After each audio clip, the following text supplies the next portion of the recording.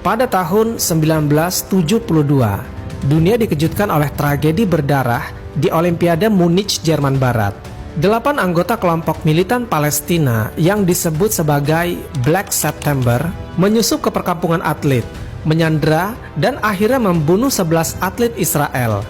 Peristiwa itu direkam oleh media internasional, disaksikan langsung oleh jutaan mata di televisi, dan menjadi noda sejarah paling hitam dalam sejarah Olimpiade modern. Namun yang lebih menyeramkan bukanlah peristiwa itu sendiri, melainkan apa yang akan terjadi setelahnya. Israel dengan luka yang menganga dan martabat yang terkoyak tidak memilih jalur diplomatik. Mereka tidak menunggu pengadilan internasional, mereka juga tidak membuat pernyataan belasungkawa yang panjang. Yang mereka lakukan hanya satu hal, membentuk unit rahasia pembunuh yang dikenal dengan sandi Operation Wrath of God.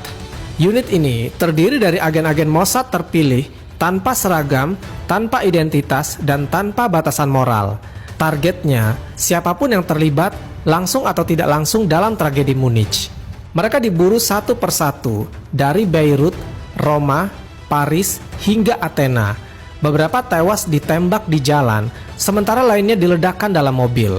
Salah satu target bahkan tewas akibat bom yang dipasang di bawah ranjang hotelnya. Dan setiap kali jasad ditemukan, terselip secari kertas dengan tulisan Ibrani yang mengatakan, "Jangan pernah lupakan Munich."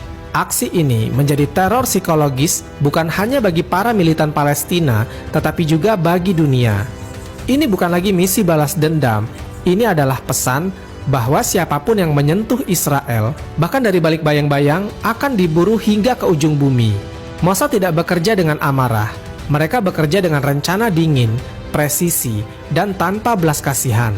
Namun bukan hanya musuh di medan perang yang menjadi sasaran Mossad, mereka juga mengejar musuh dari masa lalu, termasuk para buronan Nazi. Dan salah satu kasus paling legendaris adalah penangkapan Adolf Eichmann, yaitu otak logistik di balik pembantaian jutaan Yahudi dalam tragedi Holocaust. Pada tahun 1960-an, Mossad menemukan bahwa Eichmann bersembunyi di Argentina dengan identitas palsu. Tapi alih-alih membocorkan kepada PBB atau meminta ekstradisi, Mossad memilih jalannya sendiri. Beberapa agen Mossad menyusup ke Buenos Aires, menculik Eichmann di malam hari, lalu menyelundupkannya ke Israel melalui jalur udara. Dunia terkejut, terutama pemerintah Argentina yang merasa wilayahnya telah dilanggar. Tapi Israel tidak peduli. Eichmann diadili di Yerusalem, disiarkan langsung ke seluruh dunia, lalu digantung sebagai simbol kemenangan keadilan dan kejahatan. Kedua peristiwa ini, yaitu Operation Wrath of God dan penculikan Eichmann, memperlihatkan bahwa Mossad tidak pernah bergerak setengah hati. Ketika mereka menentukan target, waktu bukanlah hambatan, batas negara bukanlah penghalang, dan hukum internasional hanya formalitas yang bisa diabaikan. Namun yang membuat semua ini lebih menegangkan adalah fakta bahwa banyak dari operasi mereka tidak pernah diketahui publik. Yang kita tahu hanyalah sedikit, yaitu permukaan dari laut gelap yang tidak terukur. Jika dua operasi itu bisa diketahui media, bisa dibayangkan seberapa banyak operasi lain yang berhasil tanpa pernah terungkap. Dari balas dendam berdarah, Mossad beralih ke misi yang lebih rumit, yaitu menghentikan negara lain dari menjadi terlalu kuat, terutama Iran. Israel percaya bahwa jika Iran berhasil mengembangkan senjata nuklir, maka itu akan menjadi ancaman eksistensial.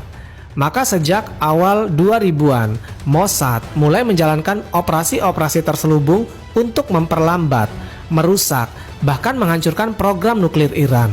Salah satunya adalah operasi sabotase cyber yang sangat canggih, yang dikenal dengan nama Stuxnet.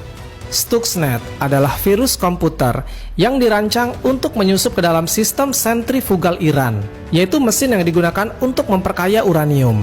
Virus ini mampu menghancurkan ribuan mesin tanpa terlihat, dan yang paling mencengangkan, virus ini diyakini diciptakan bersama oleh Mossad dan NSA atau Badan Intelijen Amerika Serikat. Ini bukan lagi perang fisik, tapi perang dunia maya, dan Mossad ada di garis depan.